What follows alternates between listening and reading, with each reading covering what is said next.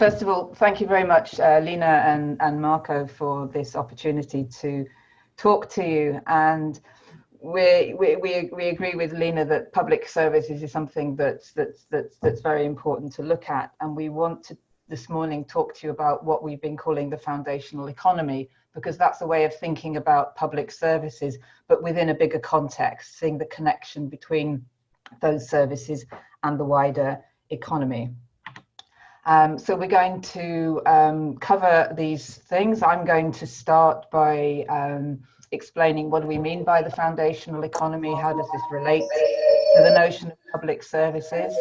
I'll explain how the foundational economy is important, say a little bit about how we got here and some of the things that have gone wrong.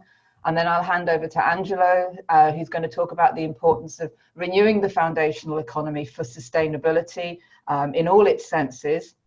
And then he's going to talk about probably the most important aspect, which is how do we do this? It's very easy to agree on that something should happen. It's much more difficult to think about how we do this. So political pragmatism, alliances, this is the key part of our argument. So that's the structure of our presentation. So I suppose we need to start in the present, and you know, we've had this very brutal reminder about what's important, the essential services, many of them public services, and also the people, the key workers, as we've come to call them, who provide these services. And we've had a very timely reminder that these are important for our everyday well-being, for social cohesion, the continuation of our economy and society. And it's also true that these are areas which we've become very complacent about. We've neglected them. We kind of didn't see these as very important, very high profile. And this is really where the foundational economy comes in, because this is something that really there's a very strong overlap between the group of services, the group of workers, which every economy has identified as being important, and the foundational economy, this research focus that Angelo, I and others have had for some years. So the foundational economy is really about an emphasis on these systems. You could think about it as the kind of the infrastructures of everyday life, the things you need every day to live your life. You may not think about them very much, but certainly when they don't function, it's very inconvenient. So we can think about these in terms of providential services, health, care, education. We can think about material services, water and sanitation, energy, transportation, housing, communications, food distribution, and so on. So these are key services. They are, you know, foundational to everyday life. Now, the way we started thinking about this was as a way of trying to think about the economy in a slightly different way. So instead of talking about the economy as if it's one single homogeneous thing, of course the economy is a series of different areas or different zones which are interconnected. And a lot of the conventional discussion of the economy focuses on the zone at the top, the tradable competitive economy. So the tradable goods and services, particularly the high-tech ones, which, as we know, are a very small component of even of the tradable and competitive economy. And much of the rest of the economy tends to be forgotten about in a lot of official policy. So we have a large part of the economy which deals with everyday things like getting our hair cut, buying some furniture, taking some time to go on holiday. These things are important to us socially, culturally, and they are large parts of the economy. Then we have the foundational economy. These are the key essential services. And what's crucial about those is they are often either produced or consumed on a collective basis. So I can go out this afternoon and decide I want to have my hair cut. That's a private consumption decision. I arrange it, I pay for it.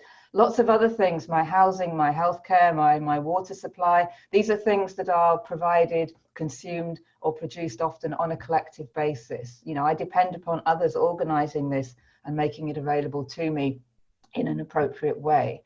And then, of course, the core economy. This underpins much of the rest of the economy and is the place where most services in relation to things like care are provided. So it's a very important part of the economy. So this is the focus. And then the objective then, we argue that the objective should be a direct focus on well-being and livability. We should stop assuming that if we can deliver economic growth, these things will be delivered in an indirect way. We know that's not the case for large numbers of people. So rather than thinking economic growth will deliver security, well-being, livability, let's go directly to those things that matter and think about how are those provided, how are those things organised. So Angela and I are both members of something called the Foundational Economy Collective, and since 2013 we've been writing various reports and books, organising annual meetings and trying to develop some kind of interdisciplinary multinational research projects. So the book in the centre on the foundational economy from 2018 has been published in several languages already, and we're working on the next project. So there's a kind of research, a small research programme on the foundational economy. So let's think about why it's important to think about the foundational economy, particularly when we're looking forward as to kind of how do we renew our economies, how do we think about well-being in the future. Well, as I said, from a demand side point of view, household well-being depends upon these foundational essentials. Of course, monetary incomes are very important because that controls our ability to buy the things we might need. But money income on its own doesn't solve our problems about access to healthcare, about access to good quality housing. So we need to focus on the providential services, the things that we would consider, particularly in Europe, make us civilized: universal education, universal healthcare. And we need to focus on the material infrastructure, the systems, the pipes, the cables, the networks, the things that make our life both safe and make our life possible. It allows us to move about, to communicate. And we can think about this as a kind of everyday capital, which underpins a lot of the other things we need to do in life. Our economic, social, cultural, and political citizenship depends on this. Then if we switch to the supply side, then the foundational economy is also important. If you take a measure like employment, then in economies like the UK and Germany, the foundational economy provides 40% of the employment. In Italy, it's a little bit less. So you're looking at significant parts of the economy. So these services not only provide everyday infrastructure to us as citizens, but they also affect the quality of the jobs that many of us have as well. So there's a kind of dual importance of the foundational economy.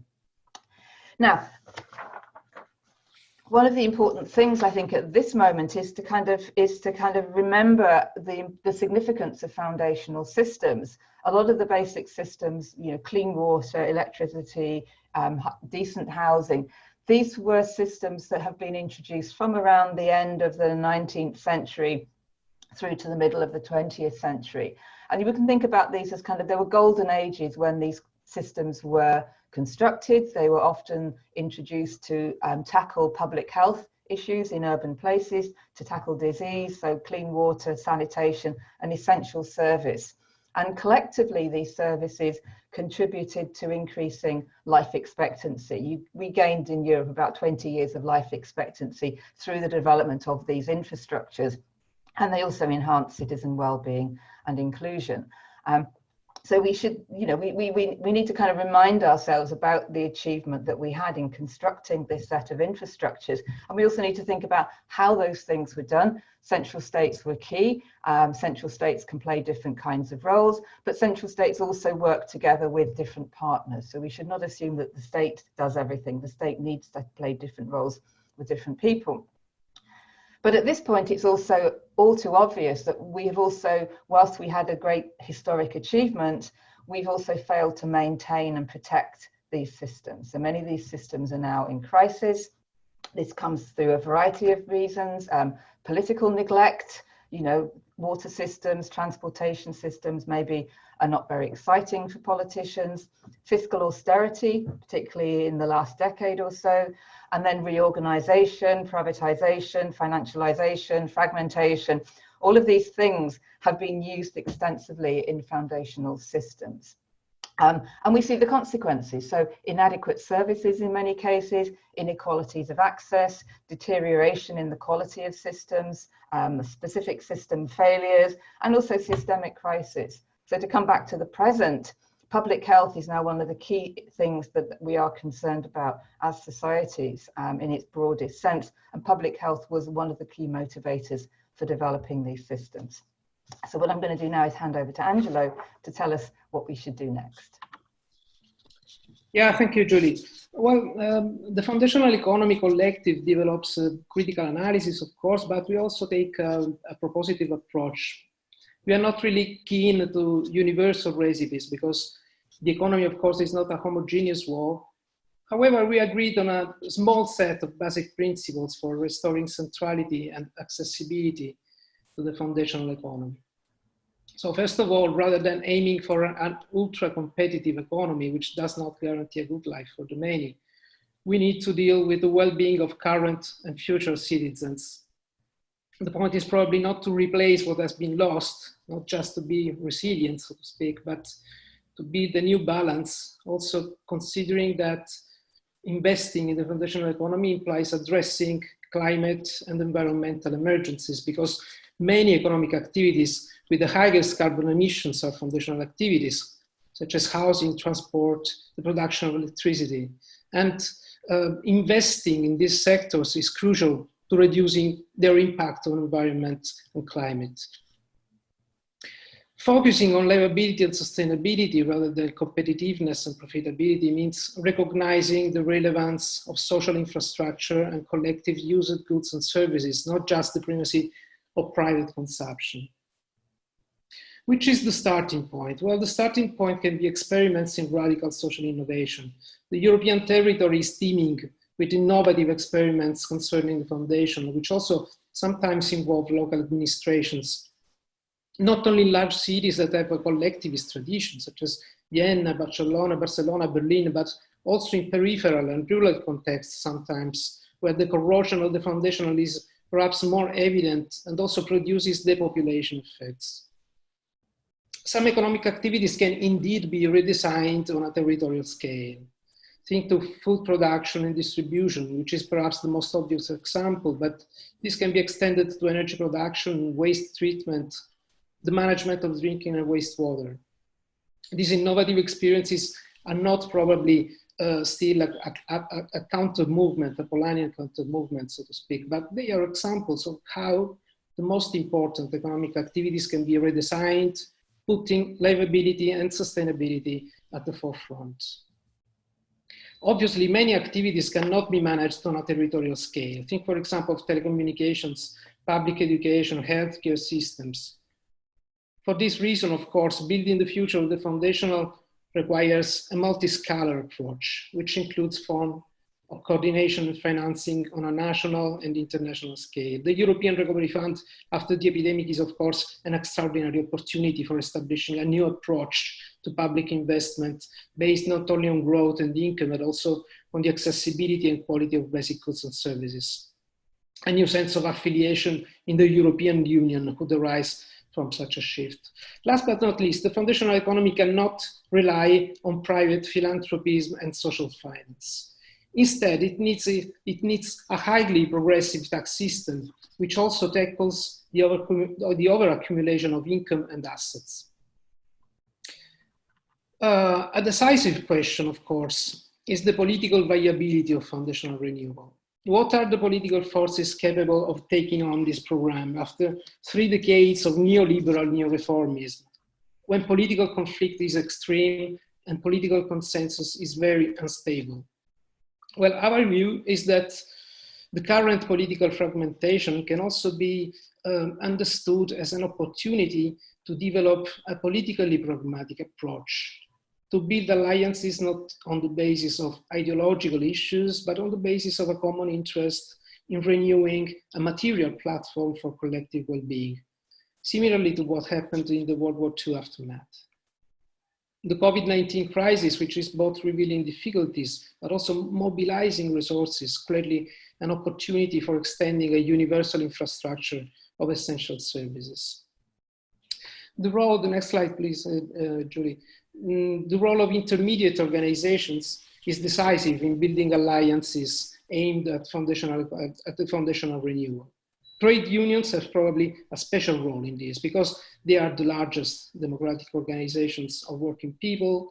They can defend workers in these sectors, which are often poorly protected. They can promote changes in work regulation, which are paramount for foundational renewal, such as the reduction of working time. But additionally, trade unions can also play a relevant role for promoting the quality of goods and services, hence the quality of life of citizens. In fact, unions are increasingly carrying out this task, especially after the financial breakdown of 2008. They have been experimenting practices that deal with living conditions of workers and citizens, with social inclusion and social cohesion.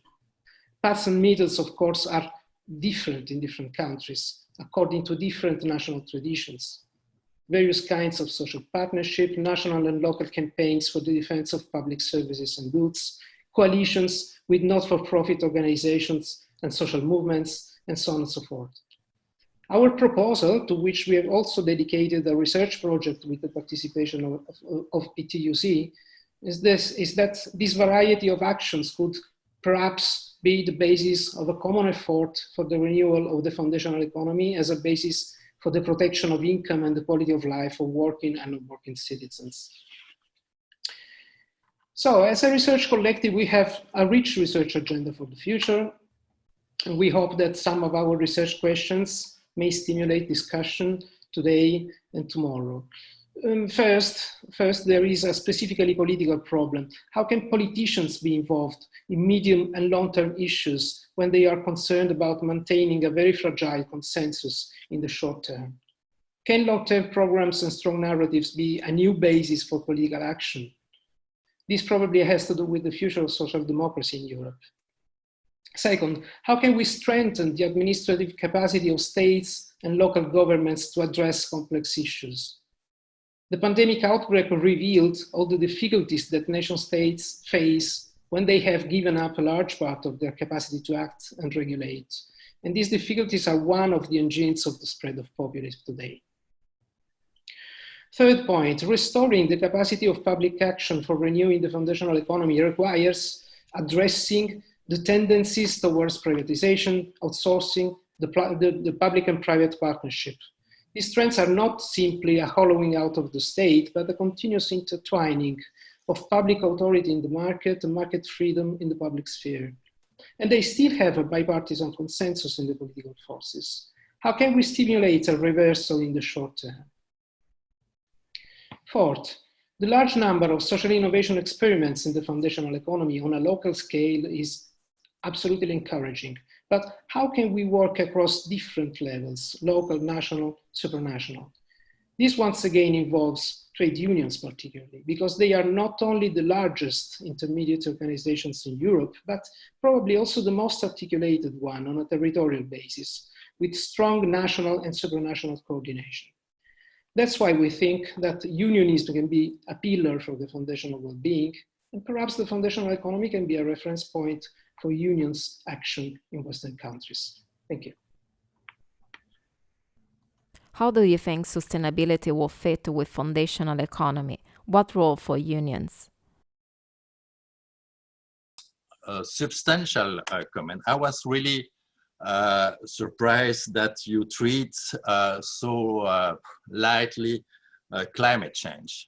Climate change in your manifesto arrived in the proposal 8, and just in one sentence is very important. And here again in the presentation, you say, okay, climate change is important, we have to take that, but it seems to me that you treat that like a technical problem. We have to have a battery, you said in a publication, and energy system. I think it's rather, I'm surprised that you don't start your reflection by climate change. All the change that will enter, not only in the technical stuff, but about consumption, about preference, about growth, etc. And that's a sea change. And we can think about, for example, Jan Goff dealing with that you know certainly, about the difference between the want and the need. And the want is you want everything. That's what we want everything.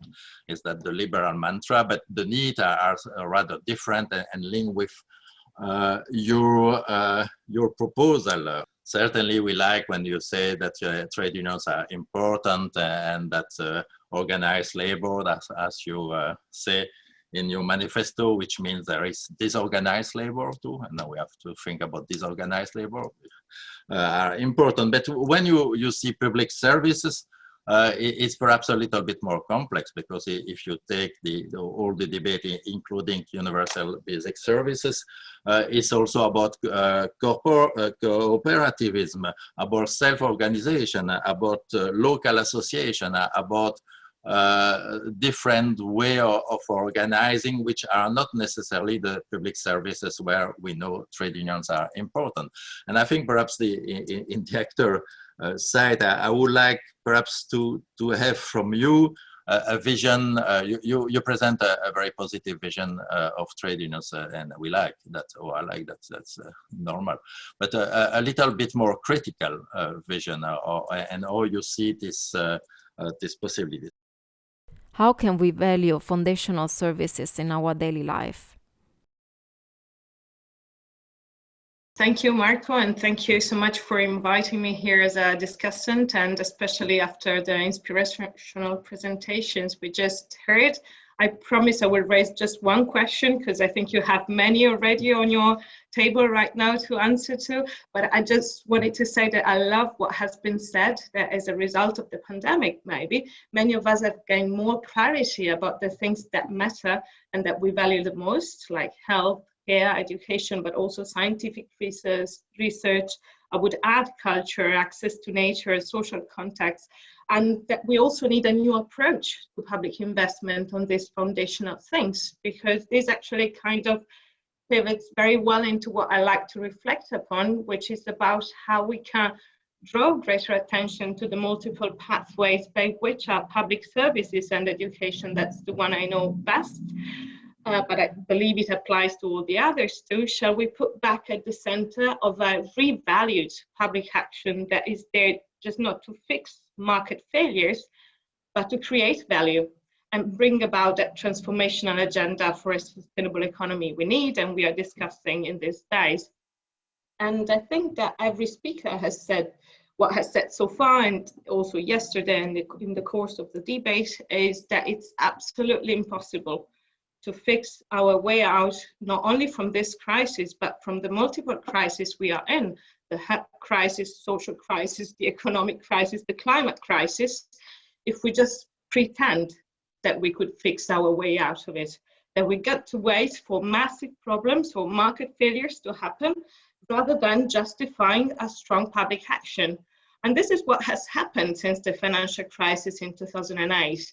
And when there has been actually a public action in the last 3 decades, at least, we have heard many times too many worries that this might be too much, that this might be too intrusive because it could crowd out business initiatives and not serve the market efficiently.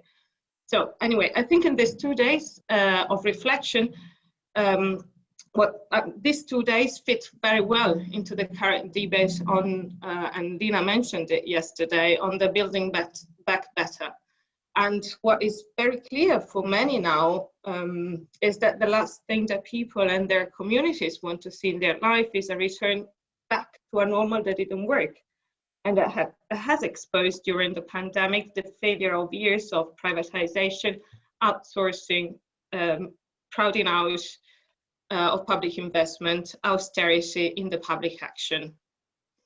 Education and all public service workers that we have praised even as citizens for weeks really did now a sweeping change of priorities that turns the tide not just of investment, but also on how the common good is defined for the public and tied to the will of governments and the protection to the most vulnerables.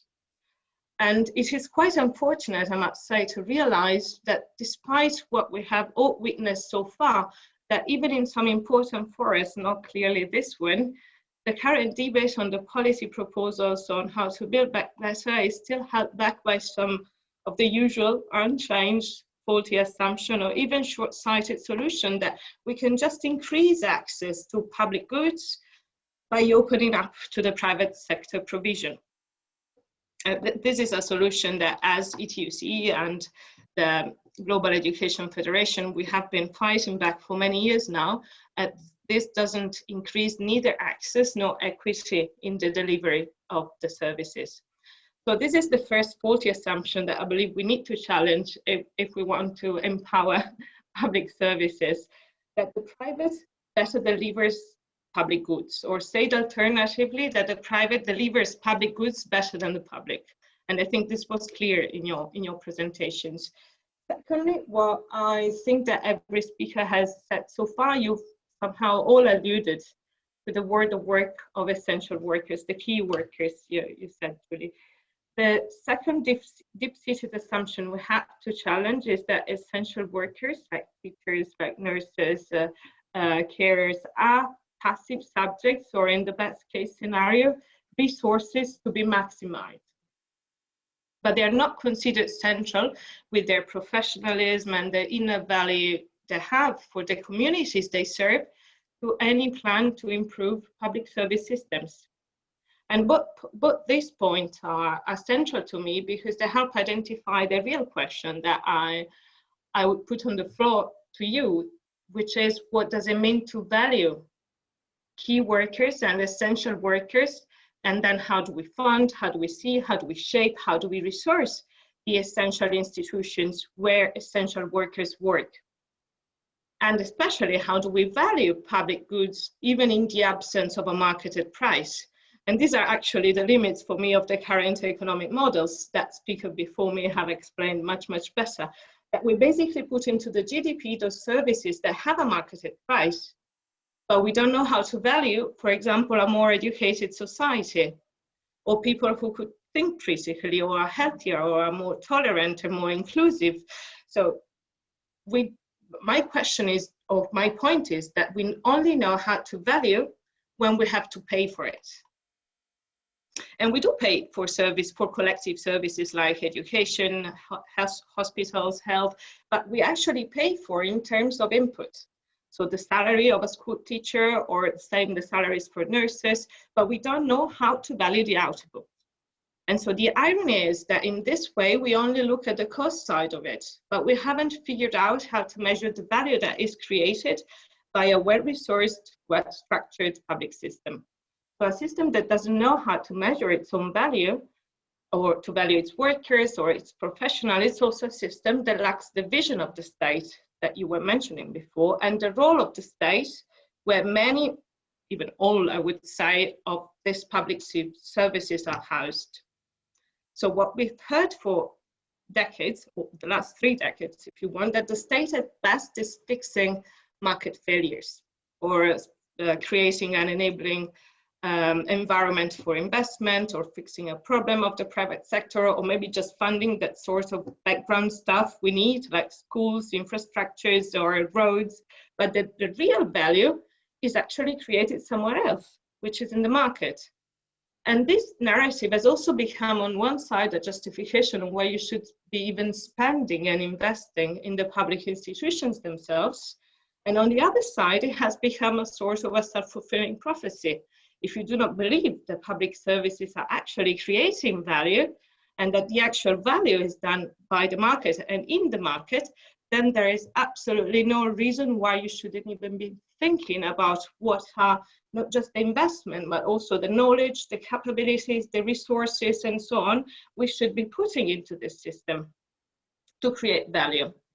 It really goes even beyond investment, and there are many, as we see, there are many areas now that with the recovery plan we receive public funding, but without putting back at the center of the economy is the role of the state, not just as a fixer, and together with a value concept of public goods and the governance that is done in the interest of the many, those investments might risk not to serve the goals or to fail simply. And I would just add, for the sake of completeness, that the privatization or service outsourcing trends, cost shifting mechanism, or anything that we've witnessed in the many years we've been doing research, advocacy, and campaigning within the Education International and ETUC trade union family, these trends have all been based on a continuous and intentional effort by some actors to undermine public confidence in the public action and in the government's ability to provide efficiently and effectively, to sadly recurrent words from my point of view, for what all citizens need and what's actually in their rights. And up to the point, and it was repeated yesterday, I believe in the last intervention as well, that even governments are perceived as the problem, rather than blaming economic inequalities or social injustices. With the pandemic, it's clear that all inequalities in terms of access and provision of public goods have deepened, but they've also become more visible, so they can't be ignored anymore. And rethinking the role of the state and of public services under COVID, under this situation, is definitely essential. So I'll close with that, but to build back better solution, I'll put some kind of suggestions that are summing up what I said and heard so far. Learn from the failure of the past first. So promote quality public service systems that could level the playing field for all, wealthy, poor, women, migrant, people with disabilities, and all we can add. So with a state or public governance that is done in the interest of the many. Then second, work to redress the lack of public confidence and instead consider them institutions and the environment where value is actually created, even if it might not be captured in the calculation of the GDP. Cast away the assumption that workers in the sectors are passive subjects, and I'll close with that. Engage instead with them into meaningful social dialogue for workers-backed reforms of the public systems, because it is on this that a strong public system is built. And I thank you with that. How do you react to the points raised by our discussants? Okay, so first of all, thank you very much to Philippe and Paola for the comments. They were really very good comments, and we can't possibly cover all of the points you raised, but they're very very clear and helpful. So I'll cover some of the comments, and then Angelo, I think, will be able to cover some of the others too. So just to start with some of the questions that Philippe posed, I think, yes, he made some very good observations, and a lot of these are points of things that we are struggling with. I think our group of researchers are mostly academics, but what we've been trying to do, and this is a challenge, is to try to bring together the kind of the academic thinking about the economy in a broad sense, but also trying to combine this with the thinking about politics and practical issues. And it's challenging because I think we're all a little frustrated at being academics and just talking to other academics. We really want to make this a kind of a dialogue, and of course that is immediately more difficult because engaging with politicians is difficult. We have different languages, we have different ways of thinking about problems, but we are persisting, and we are in various places, in dialogue with politicians at kind of national and local level, and trying to look at ways of embedding some of our these ideas in action. So there's no time to discuss examples now, but this is something that we are trying to do, and we're struggling with it. But of course it's difficult. I think you made a very good point about who are your friends, and both universal basic income and universal basic services. These are two very important debates. Universal basic income has a much higher profile at the moment, I think. I think there are a lot of very strong arguments for basic income, but I think one of our key arguments is that fixing income on its own doesn't solve problems of well-being if you don't have access to housing, if you don't have access to good quality food. So we would see that universal basic income is not on its own a solution, and of course there are all kinds of negative issues around UBI. So we're not against UBI, but we say actually the problem is wider. So from that perspective, universal basic services, I think, does add something very useful to focusing on those key services. We are in dialogue with researchers who are working on universal basic services. So I think we're quite aware that we are kind of fellow travellers and probably need to get our positions a little bit clearer. I think one thing that's distinctive about what we do, and this relates to some of the later questions, is we're very much concerned with business models not simply we all need these services, but how do they work, how do they function, how do we finance them, what are the implications for business or organization mean in terms of quality of service and quality of work. So we're really focused on trying to get underneath the activities, not simply make the case for it, but try to understand how is it organized, how could it be done differently. In terms of climate change, yes, completely agree that some of our earlier writing didn't pay sufficient attention to the climate change, the nature emergency, and that's something we've been trying to work very hard at, including through conversations with people like Ian Goff. Very happy you mentioned him. And I think, again, it comes back to the understanding of the foundational services as being collective in nature. And I think that's part of the key to being able to solve some of the problems, because we need to do less of some of the private things like driving our cars around, and we need to do more of the collective things, because these things are lower carbon consuming. But it's also complicated, and this connects to the point about deliberation and bringing people in, because if you ask people what they want, most of us are quite schizophrenic. We of course want clean air, but we want to drive our cars. And there's a real struggle, I think, for us to be able to develop ways of thinking about the economy that we need to have, and how do we also transition in terms of our personal freedoms and our personal ways of acting. So I think from a constructive point of view, highlighting the collective, highlighting things like culture, social infrastructure, which both of our discussions mentioned, and we agree, very, very important. We agree entirely with that.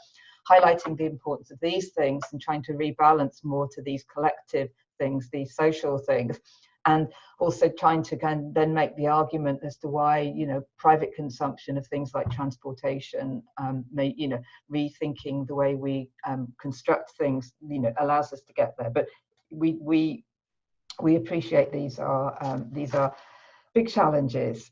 So I know time is short, so I'll let Angelo come in now.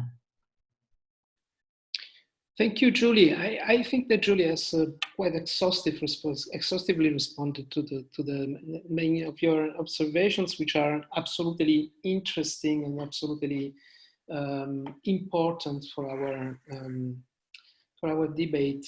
I just would like to add that, yes, I very much appreciated the observation from Paola that we should find a way to give value, to appreciate what the goods and services that for which we don't pay. This is one of the main obstacles when we think about the renovation of public action, indeed. To this extent, I tend to think that the foundational economy approach is perhaps a strong narrative for justifying, for legitimating the idea that what is not paid every day by citizens is not to be valued.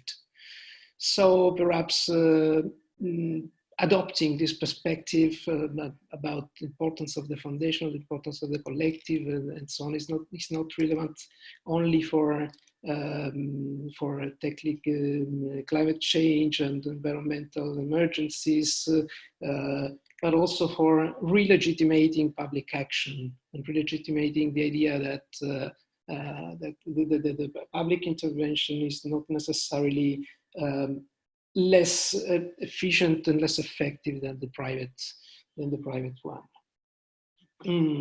So I absolutely agree that the state is not just to be understood as a fixer, but should be rethought as a subject of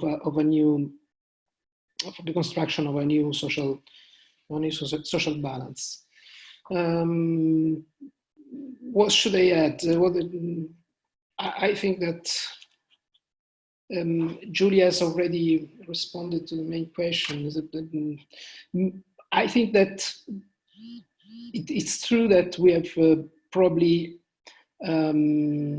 not yet confronted the problem of climate change, but this is due to the fact that many of us are people, researchers coming from studies on the financialization of companies and not really inside the question of environmental sustainability and so on. But our effort in the last 2 years, I would say, has been to develop also this side of the importance of the foundation, because we are really we believe that the insisting on the importance of the collective is a fundamental step towards tackling the climate change and environmental emergency. Thank you, Ms. Fraud, Mr. Salento, Mr. Pochet, and Mr. Camilli. What we get from this session is that the recovery plan must promote a public investment that reinforces basic services, provide access to collective services, and offer citizens a new sense of affiliation to the EU. The impact will be measured by calculating the value that public and collective services and fundamental infrastructures add to the well-being of people and to socio-economic resilience. Households must be able to count on adequate income and on a comprehensive set of services and goods that are fundamental for their daily well-being, including a European Child Guarantee. A new social and economic governance of the EU must be founded on sustainability and livability, ensuring resources for fundamental and provisional public services. The state and the institution of the EU must define a new centrality that provides tangible answers to the needs of people wishing to live a high-quality life. Social dialogue, and in particular the trade unions, are the key, as they reinforce policy transmission at local, national, and supranational levels.